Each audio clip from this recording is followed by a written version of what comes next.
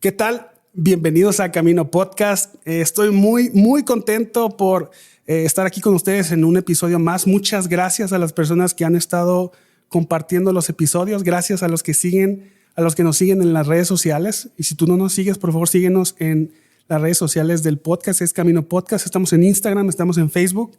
También estamos en todas las plataformas de podcast. Y yo sé que estás escuchando este episodio en tu plataforma favorita, pero si conoces a alguien que use otra plataforma, lo puedes compartir. Estamos en Spotify, en Apple Podcasts, Google Podcasts, en Amazon Music, estamos en Podbean y estamos subiendo los episodios a YouTube.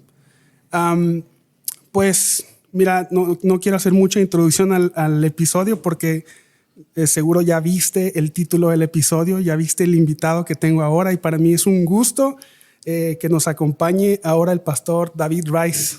¿Qué tal, pastor? ¿Qué tal? ¿Cómo estás? Bien, Ezequiel. Es un gusto estar contigo en este podcast, un honor y un placer. Pastor, para las personas a lo mejor que no te conocen, las personas que yo digo, si alguien vive debajo de una piedra y no conoce al pastor David Rice, ¿nos podrías hablar un poquito de ti? ¿Quién eres? Sí, claro. Mi esposa y yo llegamos aquí hace un año a Guadalajara. Estamos plantando una iglesia con nuestras dos hijas menores. Las dos mayores ya se casaron, entonces están viviendo una en Houston, otra en El Paso con su esposo.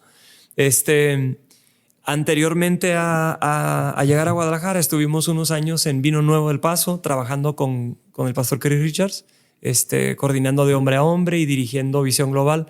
Fue una experiencia linda. Y, bueno, hemos estado en diferentes lugares, pero eso es lo más reciente. Y pues aquí estamos picando piedra, comenzando de nuevo otra vez.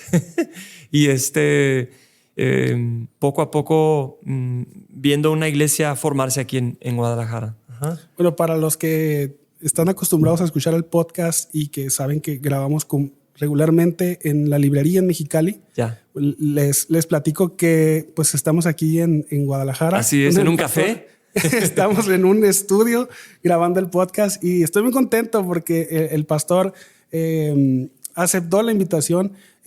Una pregunta, ¿cuánto tiempo tiene aquí ya en Guadalajara? Un año viviendo. Desde que abrimos la iglesia, en realidad, hace como unos 9-10 meses. A finales de enero la abrimos. ¿Cómo se llama la iglesia? Redención. Ajá, Redención Guadalajara. Bueno, así que si tú nos estás escuchando en Guadalajara y estás buscando una iglesia, pues ahí está una excelente opción aquí con el pastor. La iglesia Redención. Así es. Ok. Bueno, para los que a lo mejor este es su primer episodio que vienen a escuchar al pastor, les platico un poquito la dinámica del podcast. Nosotros tomamos un libro y hablamos acerca del libro. No, tomamos un libro diferente cada episodio. Okay. Y nuestro propósito no es hacer un audiolibro, así que no queremos citar el libro tal cual, no queremos hablar exactamente de todo lo que dice. Tampoco es una reseña exhaustiva, no vamos a hablar de todos los capítulos, excepto cuando vino el pastor Ismael, él sí quiso hablar de todos los capítulos. De hecho, el libro que él expuso es un libro que él realmente ama. Sí, ¿no? Y se notó en la conversación. Pero aunque lo agradecemos, no es la intención del podcast, a menos que el invitado quiera hablar de todo el libro, pues hablamos. No. Pero nosotros queremos tomar 1 o 2 capítulos, queremos hablar un poco de algo que nos haya llamado mucho la atención. Y hoy, en esta ocasión, el pastor nos sugirió un libro que es buenísimo. Yo quedé fascinado y me acuerdo que cuando conocí al pastor, lo conocí en Mexicali, de hecho en la librería, en el local que tenemos, en el spot que tenemos en la iglesia. Justo donde están los libros, ahí empezamos a platicar. Sí, ahí platicamos y me acuerdo que él vio el libro de La Predicación de Timothy Keller y dijo que es un librazo que le había gustado mucho y yo me quedé con esa impresión y cuando platiqué con el pastor le dije de los libros que podíamos hablar y él dijo, pero por supuesto el de La Predicación. Y bueno, vamos a hablar del libro La Predicación de Timothy Keller en español. Lo tiene la editorial B&H en español. Es un libro muy bueno. Sí. Y pastor, ¿cuál fue tu acercamiento al libro? ¿Cómo lo conociste? ¿Cómo fue el que miraste el libro, que decidiste leerlo? ¿Y cuál fue tu experiencia al estarlo leyendo? ¿La expectativa que tenías cuando lo adquiriste se cumplió o cuál fue tu experiencia con el libro? No recuerdo exactamente dónde conseguí el libro. Quiero pensar que fue en un aeropuerto, lo vi, me llamó la atención, había escuchado de Timothy Keller, pero realmente no lo conocía. Y bueno, el punto es que lo leí. No cumplió mis expectativas, las rebasó. Wow. Por mucho. Honestamente, Ezequiel, y no es por halagar el libro en sí, pero el libro de Timothy Keller, la predicación, como que fue una herramienta que Dios usó en un punto de mi vida que realmente comenzó una nueva dirección en mi vida. Y al repasar el libro del día de ayer para esta conversación,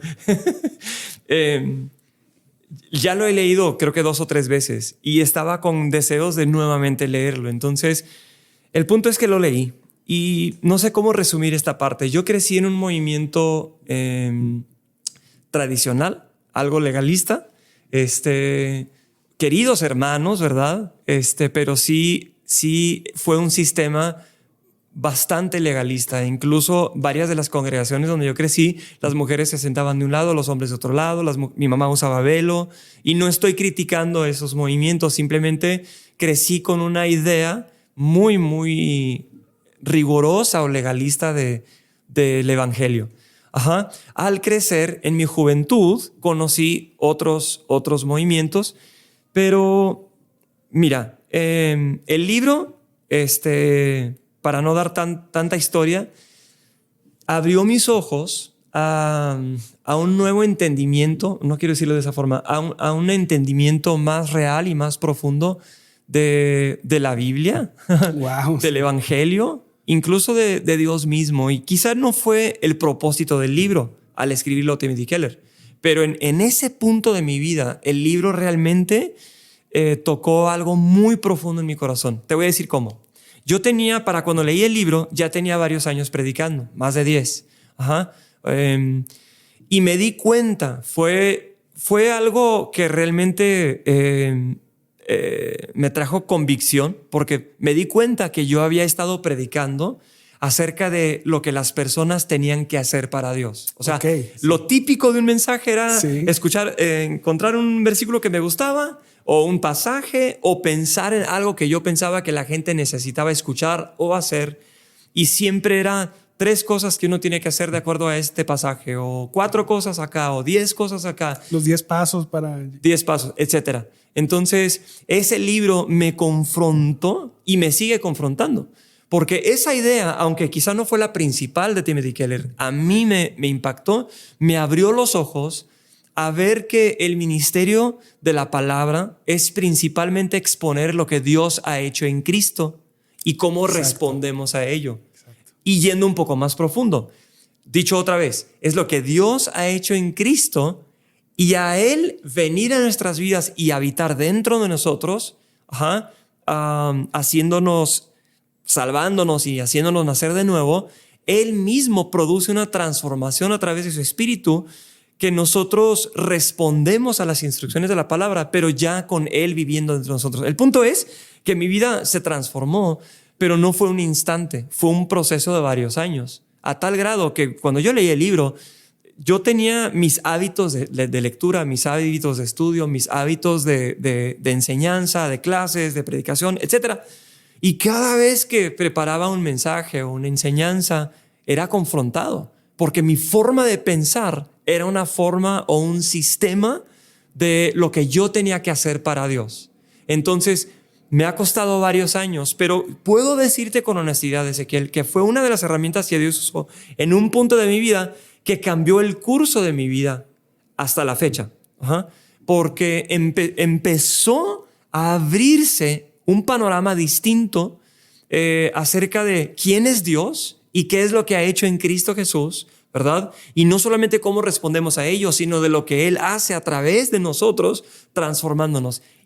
Dicho de otra forma, quizá fue mi descubrimiento inicial del Evangelio. Amén. Y no quiero exagerarte, Ezequiel, cuando te digo esto, pero Yo considero que conocí a Cristo, bueno, crecí en un hogar cristiano, mis papás eran pastores y misioneros, pero a los 10 años tuve un encuentro con Jesús, ¿verdad? En mi juventud otra vez. Pero si pudiera, va a sonar extraño al escuchar esto, pero si pudiera decírtelo de esta manera, cuando yo leí este libro, ya de más grande de edad, fue como el inicio de un nuevo nacimiento de nuevo. Sí. Ajá. No sé si sí, no. se entiende eso. Yo creo que a todos nos pasa. Ajá. De hecho, ese término creo que lo escuché una vez de R.C. Sproul, que dijo nacer de nuevo, de nuevo. Así es. O sea, llega un punto igual. O sea, yo crecí toda la vida en la iglesia, en una familia cristiana, en una iglesia cristiana. Mis papás cristianos. Igual, yo recuerdo un momento en mi adolescencia donde hubo una convicción genuina de pecado y entregué mi vida al Señor. Ajá. Pero estaba en la adolescencia y venían varias cosas y tuve varios, incluso varios fracasos en los cuales yo creo que el Señor me estaba orillando para tener un encuentro con Él, un encuentro donde mis ojos sean abiertos. Ajá. O sea, yo creo que yo me sentía como... Hay un pasaje en Marcos capítulo 8 Ajá. cuando Jesús sana a un ciego Ajá. y dice, sí veo, pero veo borroso. Así Entonces es. Jesús llega, lo toca de nuevo y ahora ve bien. Entonces yo creo que yo era como ese ciego donde, o sea, el Señor ya me había tocado y yo reconocía a Jesús como el Señor de mi vida. Sí. Podía tener una relación con Dios. Exactamente. Pero mi visión era borrosa. Pero llegó un punto donde el Señor me tocó y mis ojos fueron abiertos y decía, porque antes miraba a los hombres como árboles que Ajá. caminan siguiendo este pasaje. Justo lo que estás diciendo se asemeja a un ejemplo que citó Keller citando a Whitefield creo que el capítulo 2, donde Whitefield, el predicador Jorge Whitefield en el siglo XVIII, estaba predicando o escribiendo acerca de gente cuando despierta a Cristo, o despierta a su necesidad, pero su despertar no es, o sea, comienzan a despertar, intentan ser buenas personas desde ese punto en adelante. Pero el último ídolo que tiene que erradicarse en el corazón es el ídolo de autojusticia o de justicia propia. Sí. Y yo creo que a mí me pasó lo mismo. Incluso yo pienso en Juan Wesley cuando ya era predicador, ya era teólogo, ya era misionero, pero al regresar en un barco desde las Américas a Inglaterra, unos moravos le preguntan si había nacido de nuevo. Estás hablando de una persona que sabía escribir y leer griego y... O sea, un genio. Un genio, ¿verdad? Sí. Pero le confrontó la pregunta. Y al principio como que dijo que sí, pero realmente eso lo llevó a descubrir que él necesitaba nacer de nuevo. Y algo similar pasó en mi vida. Incluso no solamente cambió mi forma de predicar, sino vamos más profundo. A mí me impactó con el evangelio de tal forma que inició un arrepentimiento más profundo en mi corazón. Wow. Ajá. Y cambiaron muchas cosas. Y tuve que arrepentirme de muchas cosas y Cristo transformó mi vida. Fue un proceso, ¿verdad? De quebrantos, fue un proceso de muchas cosas, pero ya nos ha llevado hasta este punto en donde Dios en su fidelidad y en su misericordia se ha revelado en una manera más profunda, y no solamente más profunda como si quisiéramos solamente más revelación para tener más revelación, no, sino para poder ver a Jesús, ¿verdad? Y ver su cruz y ver su evangelio. Entonces, mira, la verdad es que recomiendo este libro no solamente a cada predicador, pero a cada creyente, a cada cristiano, porque creo que esto introduce el evangelio. A mí me impactó. Y yo creo que Dios puede impactar tu vida a través de algún otro libro, ¿verdad? Pero en mi caso, esta fue una herramienta, y no es que el libro sea perfecto o el único libro acerca de la predicación, pero expone, yo he dado cursos de homilética, ¿verdad? Y he leído libros de homilética y hermenéutica y ha sido un tema, ¿verdad? Por muchos años, pero este libro fue fresco. Fue fresco no por lo novedoso, sino por lo central, la parte central que le da a Cristo y al evangelio. Entonces, creo que es un poco de lo que el libro ha hecho en mi vida. Ajá. Sí, ya me dieron ganas de leerlo otra vez. Sí. Con eso que nos está diciendo. Sí, no, definitivamente es un excelente libro. Pero y me encantó eso que acabas de decir. Es un libro que no solamente es para predicadores. Así es. O esas personas que están en el púlpito dando un discurso. Este libro es recomendado para todo creyente. Así es. Pero el libro se llama La Predicación. Ajá. Entonces, para ir definiendo esto, ¿a qué nos referimos con la predicación? La predicación es para solamente aquellas personas que están en un púlpito dando un discurso a la asamblea, a una congregación o en una campaña, no sé, o en un espacio, pero a una multitud más grande a modo de discurso. ¿O a qué nos referimos o qué se refiere Timothy Keller cuando habla de la predicación? Se refiere a las dos cosas o a las tres cosas, porque hay tres niveles que le expone allí en el comienzo del libro. Por un lado, recordando el libro de Martin Lloyd Jones, donde habla de predicación y predicadores, él enfatiza la centralidad no solo del evangelio, sino de la proclamación de la palabra desde el púlpito, entre comillas, ¿verdad? Y no podemos descartar la importancia y la centralidad de la proclamación, ¿verdad? Sabemos, la Biblia dice que la iglesia es columna y baluarte de la verdad. Sí.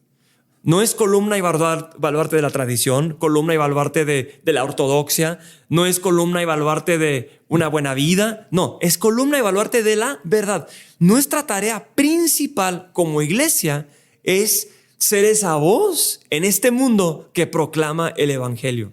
Se hace en diferentes maneras, pero si decimos que no se necesita la centralidad de la predicación como tal, estamos errando. Sí se necesita eso, pero no solo se necesita eso.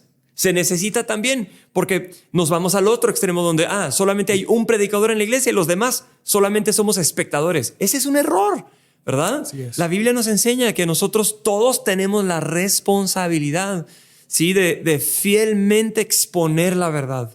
Entonces, ya sea con un amigo, con un vecino en la escuela, en un pequeño grupo, en consejería, en redes, no sé, en audios, en podcasts como ¿verdad? Hay muchos diferentes formatos donde servimos la palabra, donde ministramos la palabra. Entonces, la predicación, este libro es un libro para cualquier creyente que en cualquier nivel, aunque el creyente diga, es que yo no soy un predicador, pero sí es un creyente que va a compartir su fe en Cristo a otra persona. Entonces, este libro es para cada creyente, en especial para predicadores que predican, ¿verdad? Sí, a la iglesia o a la multitud, etcétera, pero también para todo creyente que esté preparando un tema para un grupo de 3 personas o una clase de niños. Sí, creo que comparte no técnicas, ¿verdad? Como otros libros de homilética, sino principios del evangelio que van detrás del mensaje. ¿Sí me explico? Sí, no, totalmente. O sea, es la predicación del evangelio aplicada a la predicación. O sea, así como hay otras, he leído libros de productividad, o sea, donde hablan del evangelio, y lo enfocan a la productividad. Sí, o sea, cómo el evangelio nos lleva a producir, o en el matrimonio. O sea, sí, hay libros de matrimonio que hablan del matrimonio, pero hay libros, o sea, he leído libros que hablan del evangelio aplicado en el matrimonio, sí, libros de paternidad, libros de maternidad, sí, o sea, de muchos tipos. Y este es un libro que habla del evangelio, pero aplicado en la predicación. O sea, es excelente. Me atrevo a decir que también se puede aplicar a todos los que tienen hijos. Si tú eres papá, si tú eres mamá, lee este libro, porque tú eres la voz principal que van a escuchar tus hijos en casa, y tu tarea principal no es solamente enseñarles obediencia, pero en especial obediencia a Cristo. Si eres un papá creyente, yo de verdad te animo a que leas este libro. Entonces, en todos los niveles, Ezequiel, este libro es aplicable. Sí, de hecho, o sea, los 3 niveles que menciona sí, Timothy Keller en el libro, o sea, obviamente uno es el discurso público o el sermón, y otro el el platicar uno a uno, pero también en diferentes grupos. Ajá. Pero todos, o sea, es que todos los creyentes tenemos la obligación de proclamar el mensaje del evangelio. Exactamente. Compartir el evangelio es para todos, para padres, para esposos, para trabajadores, para empleados, para patrones. Todos los creyentes tenemos la responsabilidad de compartir el evangelio. Todos somos, bueno, para hablar como Arcis Prol, todos somos predicadores, más que unos buenos y otros malos, ¿no? Pero lo que me llamó mucho la atención es que todos debemos de predicar la palabra. Así o sea, es. no porque nosotros no sé, tengamos un pequeño espacio en redes sociales, es como que, pues yo me voy a dedicar a hablar de estos consejos, descuidando el consejo de la palabra.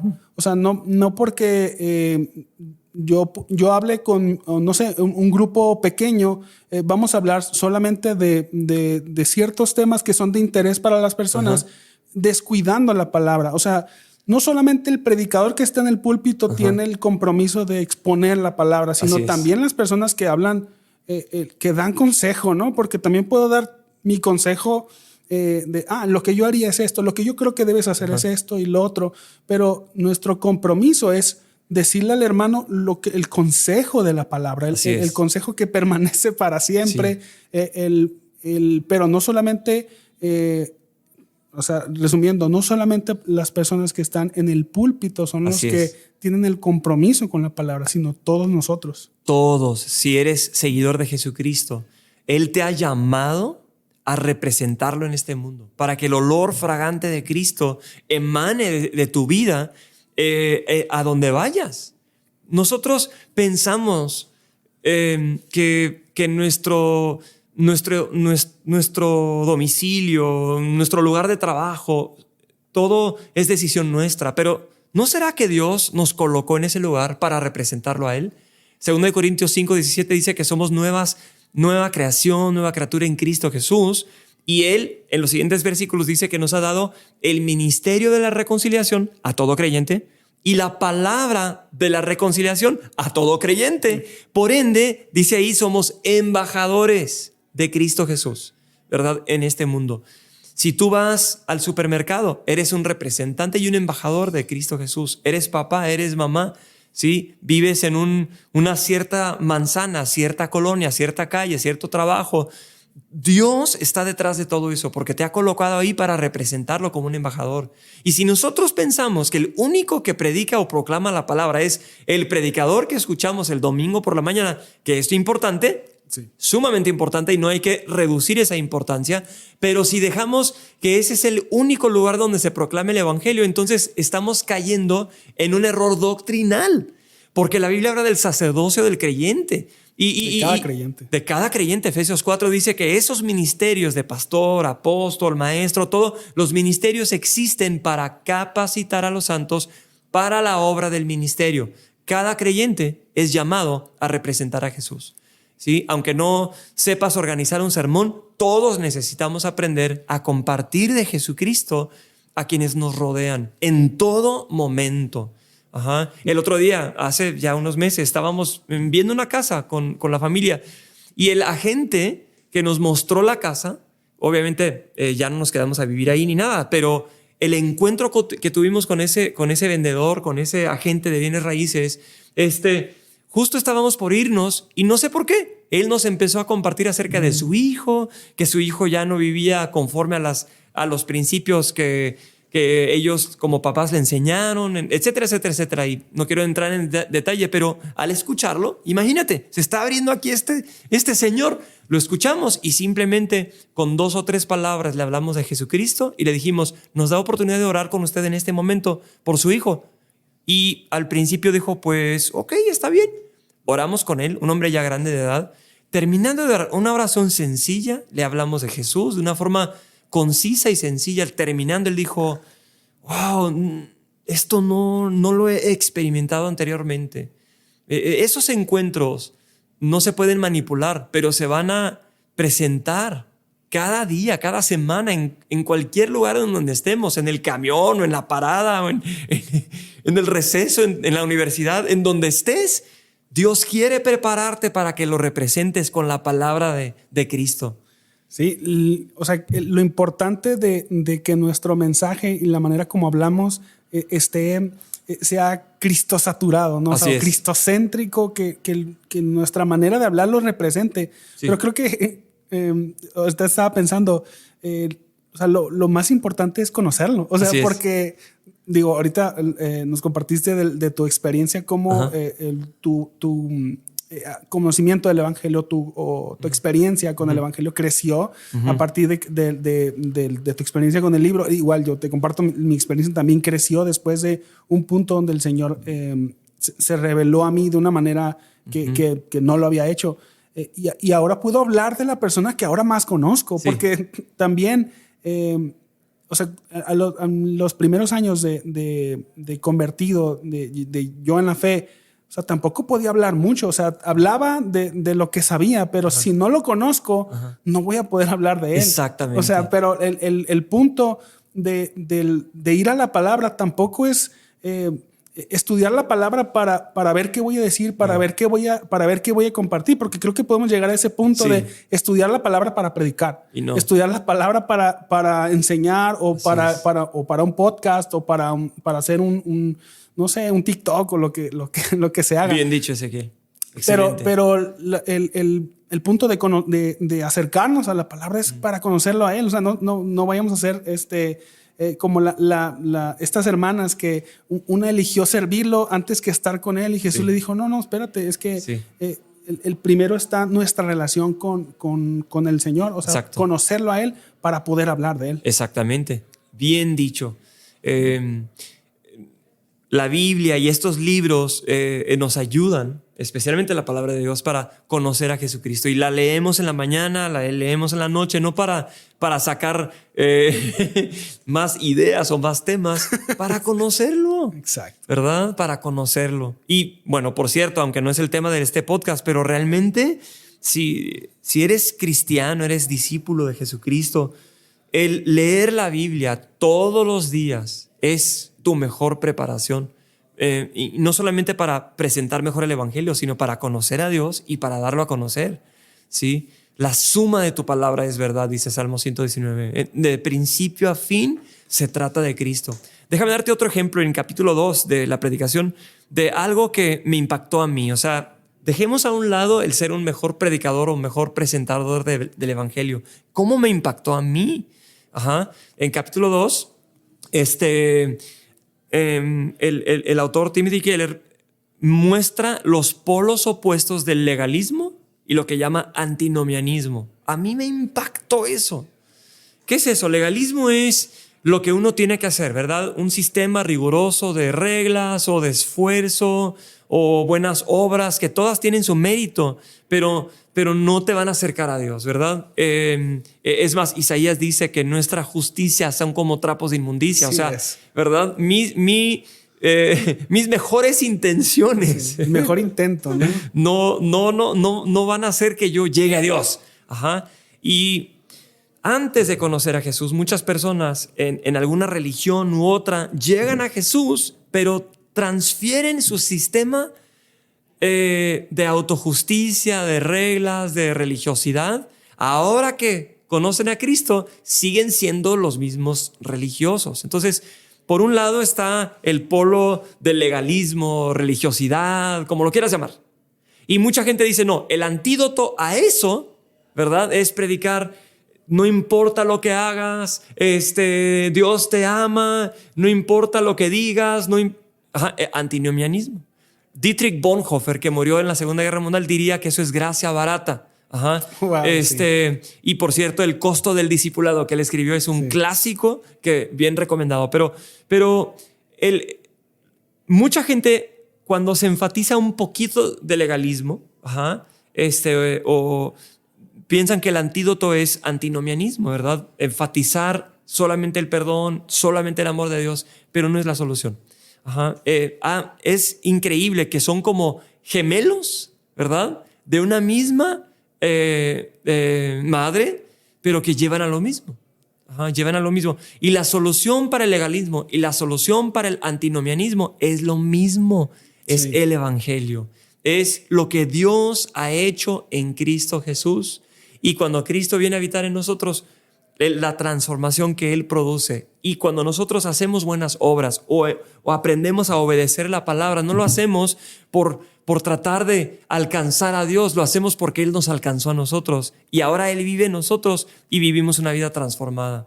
Entonces, creo que es muy importante en México ahora porque esta onda de los religiosos, los, entre comillas, los fariseos y los movimientos sí. legalistas, se presenta a su lado opuesto como las iglesias ultra relevantes que enfatizan pura gracia barata. Y yo diría, ni uno ni el otro es la solución. La solución a estos polos opuestos es Cristo Jesús, es el evangelio y un entendimiento más acertado del evangelio. Bueno, eso está en capítulo 2. A mí me impactó, ¿verdad? Porque cada uno de nosotros vamos de un polo opuesto al otro, pero la solución del uno no es el otro. La solución de ambos es Cristo en el evangelio. Sí, es como ver dos caras de una misma moneda, ¿no? Exactamente. O sea, es el mismo problema. O sea, es poner tus ojos en cualquier otra cosa menos en Cristo. Exacto. O sea, si pones tus ojos en Cristo, pues vas a ir tras Él. Pero cuando pones tus ojos en adquirir justicia por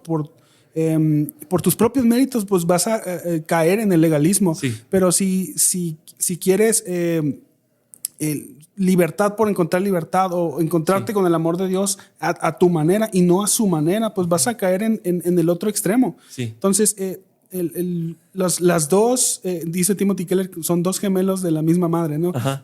Yo lo entiendo así como dos caras de la misma moneda, pero la solución es el evangelio. ¿No te parece que a veces, digo, ya enfocándonos a lo mejor en la predicación o los predicadores, quieren resolver estos problemas en sus métodos o en sus maneras y no ven al evangelio tan relevante? O sea, me imagino que alguien... Es que, a ver, yo salí de una iglesia que a lo mejor podrías catalogar un poquito más legalista, con ciertas reglas, ¿no? Que igual los amo y la verdad le agradezco mucho los años que el Señor me permitió estar ahí. Pero algunos predicadores, algunas personas que a lo mejor también salieron de ahí, empezaron a hablar de lo otro en vez de hablar del evangelio, porque dijeron lo que la gente necesita es hablar del amor de Dios y hablar del perdón, pero sin el arrepentimiento. Exacto. Y igual, personas que vienen, porque también conozco, que vienen de iglesias ultra relevantes, que van y se enfocan o se meten en iglesias que son súper legalistas, porque dicen, no, es que eso que estaba ahí estuvo mal, y se acercan, pero no buscan el evangelio. Y no pasa en esto en que los predicadores a veces no ven tan relevante. ¿Por qué será que no ven tan relevante el evangelio y quieren hablar de otras cosas en vez de centrarse en su palabra? Quizá porque no han entendido el evangelio. Y lo digo por mí mismo, no estoy señalando. Yo mismo no entendía el evangelio. Y cuando leí la predicación fue el inicio de varios años de ir entendiendo más y más el evangelio. No fue de la noche a la mañana, pero inició un cambio real y profundo en mi vida. Yo creo que la solución es el entender el evangelio. Y yo creo que hay un tercer problema hoy en día en México también. Mucha gente ve estos dos polos opuestos y su solución es ir totalmente a ideas filosóficas, profundas, ultra reformadas y se vuelven en personas extremadamente orgullosas por su conocimiento. Pero en cada uno de estos casos, la solución es Cristo y la solución es evangelio. Y cada uno tiene un énfasis, ¿verdad? Pero cuando yo digo falta entender el evangelio, Timothy Keller incluso lo menciona aquí y tomo su ejemplo. Él dice, el Padre nos dio a su Hijo para salvarnos y después nos dio a su Espíritu para transformarnos, habitando dentro de nosotros. Hace falta ir más profundo en el evangelio y ver que toda la Biblia se trata de Jesucristo y de lo que Dios ha hecho en Cristo, ¿verdad? Pero si solamente nos quedamos con una parte, entonces no estamos yendo hasta lo más profundo del evangelio. Y yo creo que es algo en lo cual vamos creciendo cada día. Sí. Pero es tan, tan importante y vale la pena meditar en la obra de Cristo, en el Evangelio, y libros como como otros también. Este no es el único libro, pero libros como este nos impactan con un deseo de conocer más a Cristo, un deseo de conocer más el Evangelio y exaltar a Cristo. Y creo que ese es un buen libro, ¿verdad? Sí, también para enfocarnos un poquito más ya en la predicación, hablando del discurso público, porque es cierto, o sea, descuidamos esta parte de la predicación, decimos que, podemos llegar al punto de decir que la predicación es solamente el discurso público y otra que es solamente el hablar en TikTok. Ajá. Pero, o sea, son las dos partes, pero como mencionaste al principio, es muy importante la parte del discurso público en la reunión. Tiene que la centralidad, de hecho, es la marca distintiva de la Reforma, ¿no? El púlpito en el centro, cuando antes pues estaba la Eucaristía, estaba en el centro. Bueno, la centralidad en las iglesias de la Reforma fue el púlpito, la palabra que regresara al centro. ¿Y por qué será, Ezequiel? Piénsalo un momento. Me encanta el ejemplo que acabas de dar. Anteriormente en la religión, tradicionalmente, antes de la Reforma, lo central era la Eucaristía, ¿sí o no? Sí. En la Reforma, el púlpito se convierte en lo central. ¿Será que estaban reduciendo la importancia de la Eucaristía? No. Estaban aclarando que Cristo ya pagó el precio y ya resucitó. Entonces, nuestra tarea no es volver a poner a Cristo en la cruz. No es sacrificarlo de nuevo. Es proclamar que ya lo hizo. Ajá. Por eso la centralidad en el púlpito. ¿Sí? No es que uno reduzca. Y creo, si no tenemos cuidado, si enfocamos tanto en la palabra, pero es proclamar lo que Cristo hizo.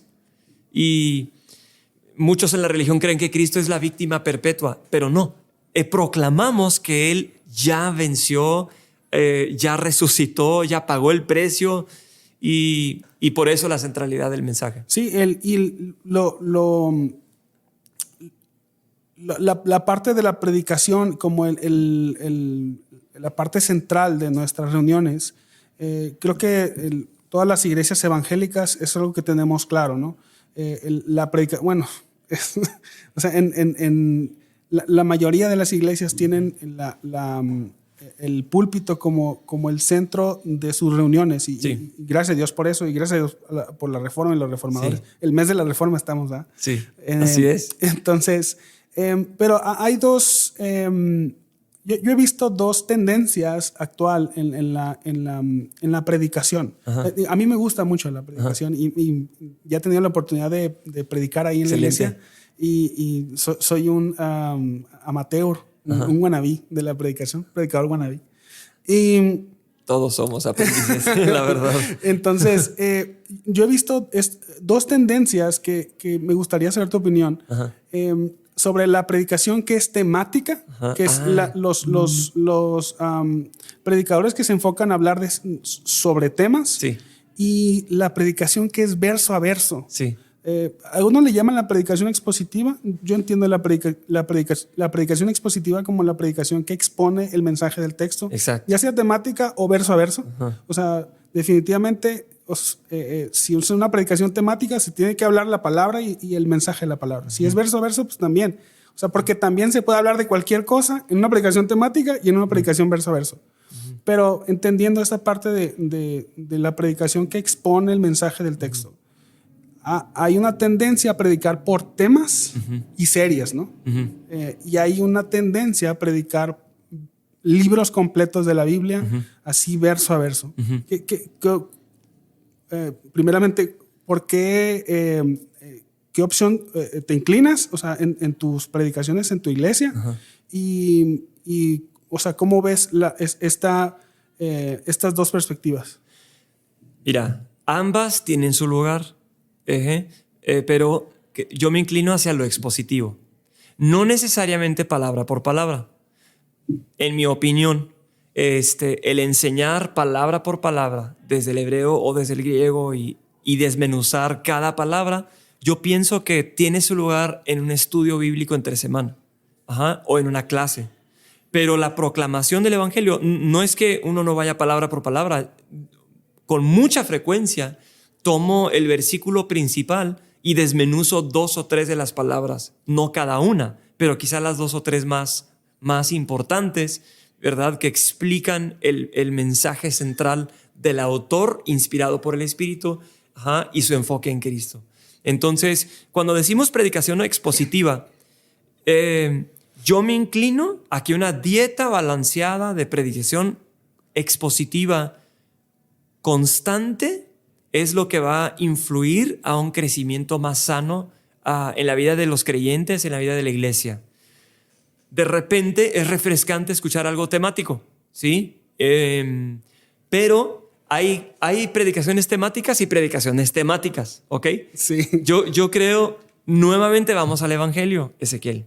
Yo creo que cada cristiano y cada predicador en especial necesita entender la centralidad de Jesús en la Biblia. Por ejemplo, Jesús mismo en Lucas 24, cuando está hablando con los dos que van camino a Emaús, Él vuelve y les habla de lo que la ley y los salmos y los profetas hablan acerca de Él.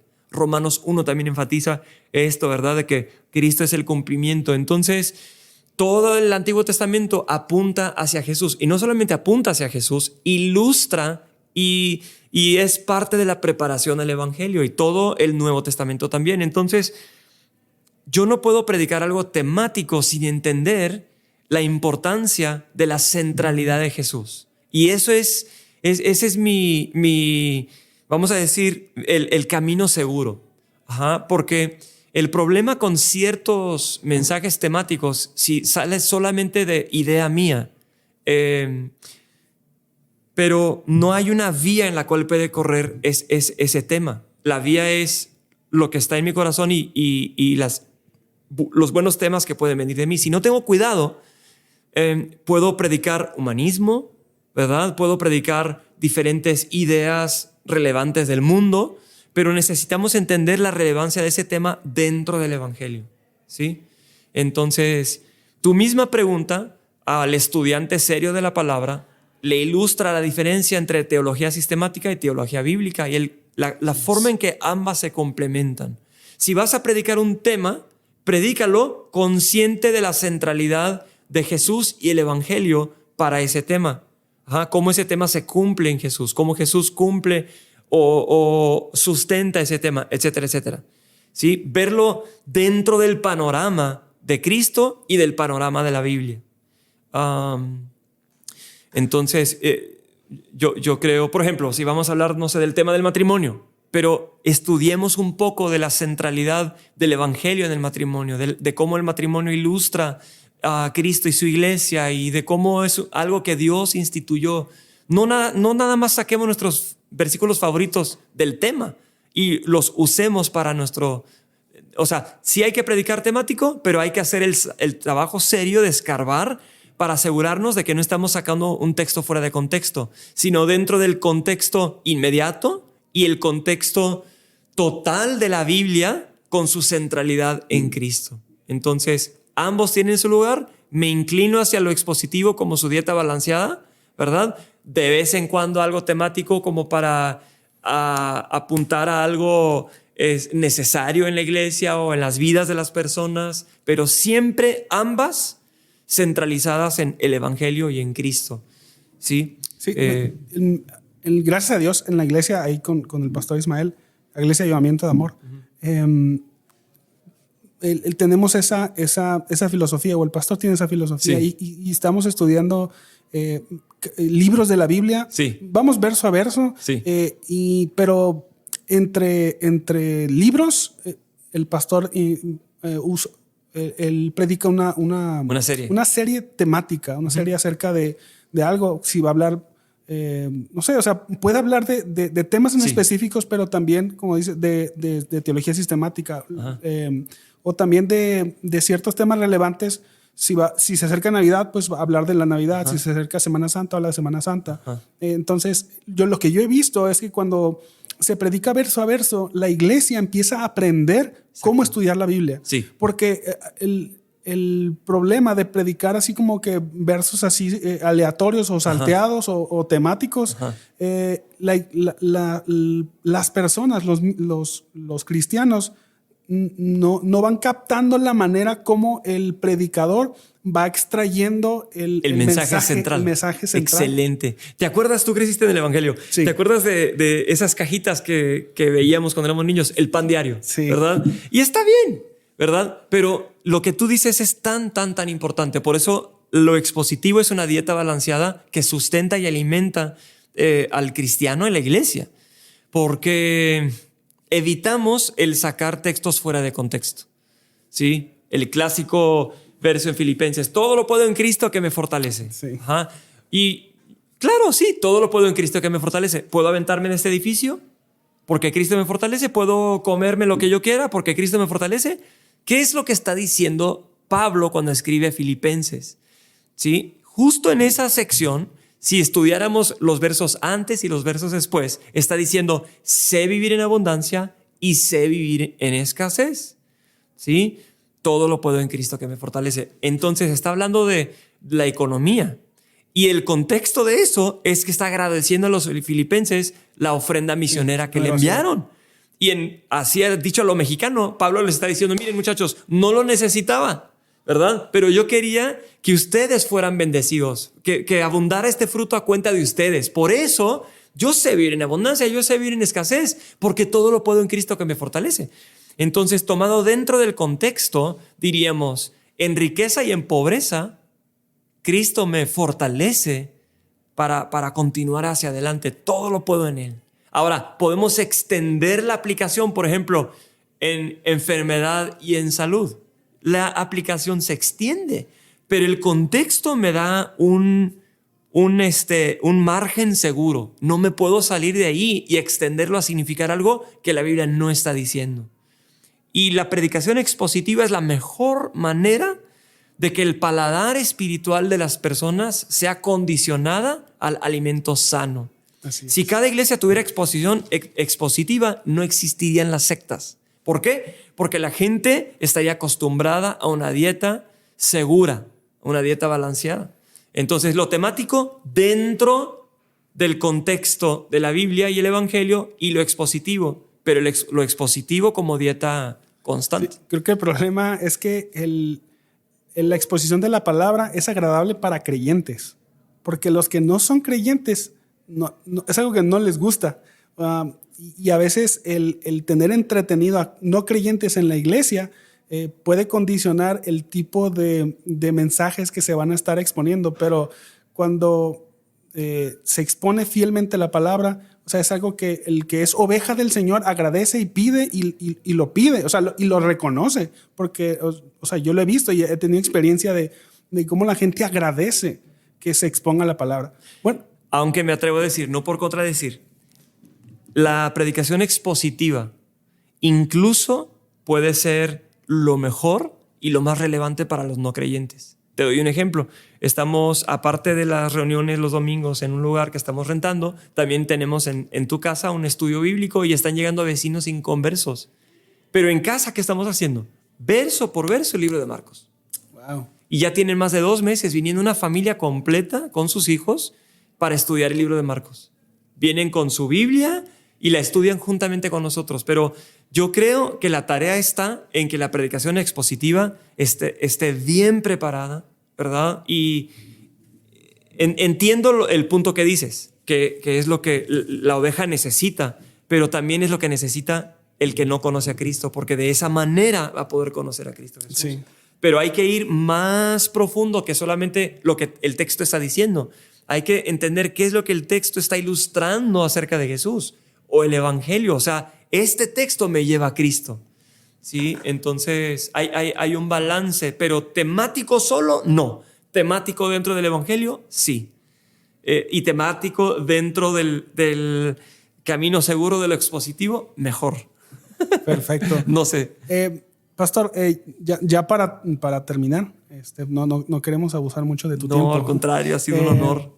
No sé si quieras dar un último mensaje acerca del libro. Creo que ya nos quedó todos claro cómo ha impactado tu vida y lo mucho que lo recomiendas, pero no sé si, digo, algo que no haya girado en la conversación que con lo que te hayas quedado, que digas, las personas que están escuchando este podcast deben saber esto del libro para que entiendan la importancia de poder leer este libro. Ok, te doy un ejemplo más. Este libro nos enseña a poder entender la Biblia a la luz del Evangelio o con su enfoque en Cristo. Un ejemplo, o dos ejemplos. Nosotros podríamos tomar la historia de José cuando fue tentado por la esposa de Potifar y huyó. Y cuántos mensajes no hemos escuchado de tú tienes que huir de la tentación. Y es cierto, ¿verdad? Pero si nos quedamos ahí y no vemos cómo ese verso apunta hacia Jesús y cómo Jesús venció la tentación perfectamente como ningún ser humano pudo haberla vencido y que en Él podemos tener la victoria. Si no llegamos a Cristo con ese ejemplo, entonces solamente estamos golpeando a las personas. Tú tienes que esforzarte más, tú tienes que echarle más ganas, tú tienes que ser mejor cristiano, tienes que huir. Pero, moralismo puro.